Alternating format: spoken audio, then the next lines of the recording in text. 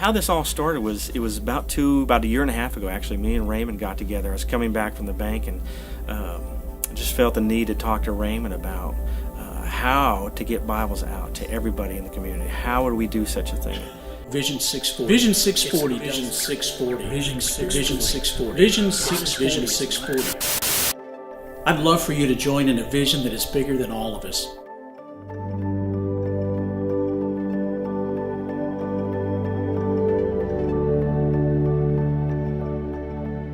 I got to meet with Raymond and the staff over at Dondale Baptist Church on how to and what they have already done promoting this, and I was totally overwhelmed by the maps they've drawn, how many houses they've counted out, and how far they have come with this already. It was just amazing to see this side of it.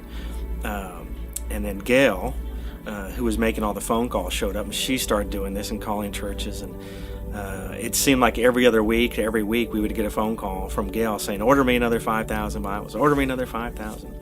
As Christians, we're called to go out and spread the word to our community first, at least, and putting a Bible in everyone's hands is part of sharing the word, even if you don't specifically say a Bible verse or something, One Thursday night I was telling Raymond that at this moment we had sold 44,000 Bibles.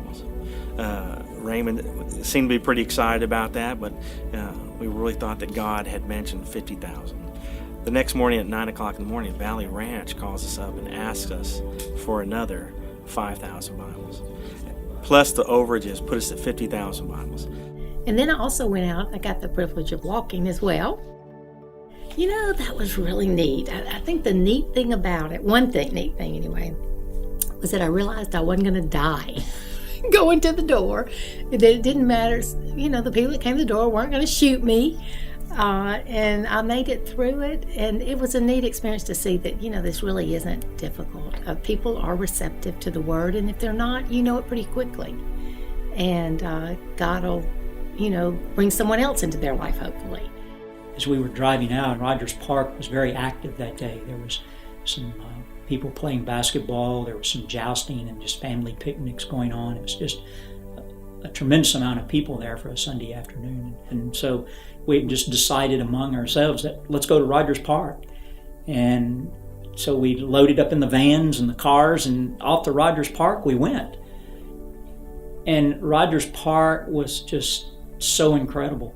The people wanted the gift bag. They wanted to hear about it. And everyone was a little intimidated from what I gathered about the basketball courts. There was probably, I'm guessing, in the neighborhood 40, 50 guys over there playing basketball. And Mike Roby and Gary Coker, said, well, there's the basketball court. We could go over there. And I think one of them said, yeah, we could. And so anyway, they went over there. And the reception was just phenomenal. The guys wanted these packets. They wanted to know about that.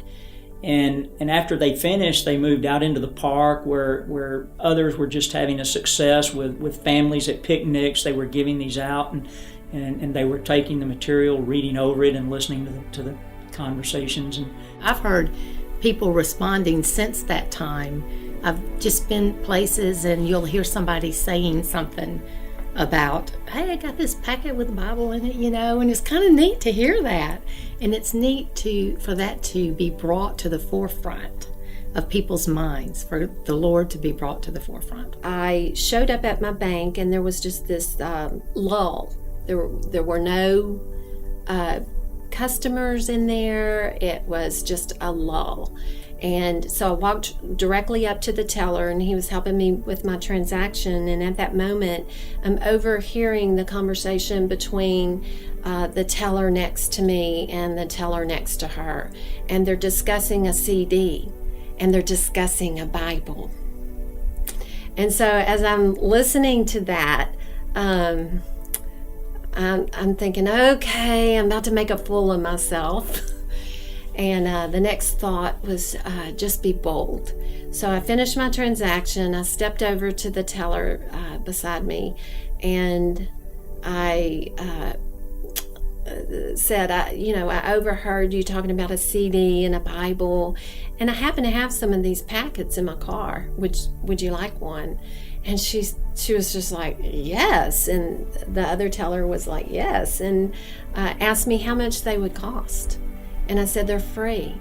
We had a lady come to our church who had been away from church for quite a bit, for a good long while, and because of the Bible, and really touched her heart, it renewed her, it encouraged her, it gave her hope, and she made a determination, a decision that she needed to get back in church. And so it impacted her life.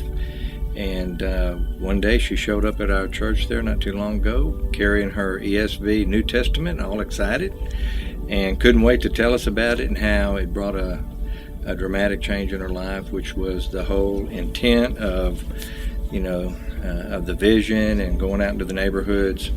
So we were really excited about that, and grateful and thankful our youth got to participate and do something for the kingdom of heaven.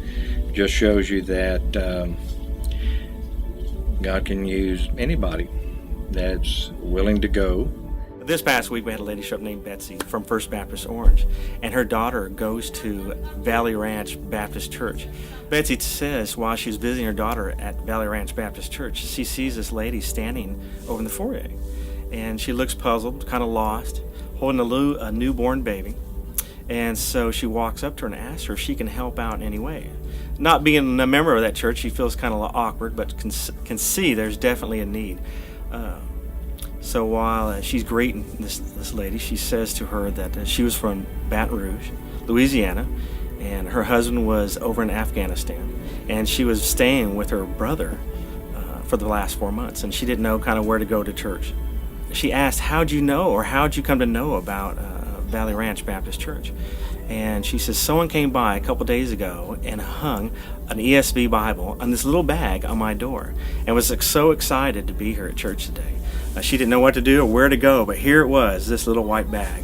I think that Vision 640 would help us to rehearse this more frequently to where that we become comfortable with it, and that we won't feel embarrassed or we won't feel ashamed, and we will be bold about it like we're asked to be.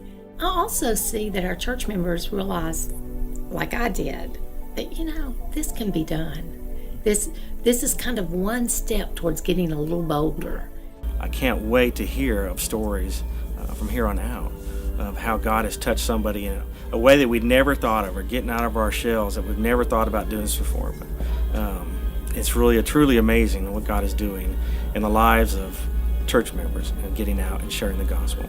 I think there's no way that we can add up the impact of how this program, the effects of this program and the multiplying effect that it will have